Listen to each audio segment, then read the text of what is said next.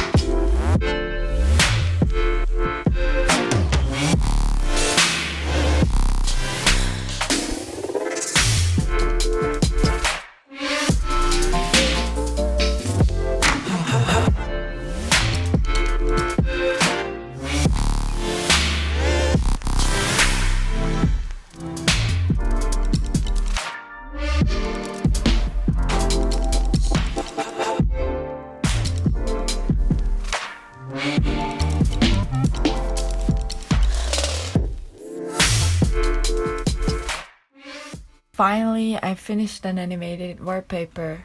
I will leave a Steam Workshop link on the description below this video.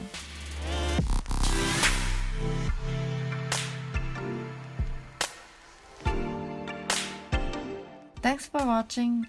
Please don't forget to subscribe and leave a comment.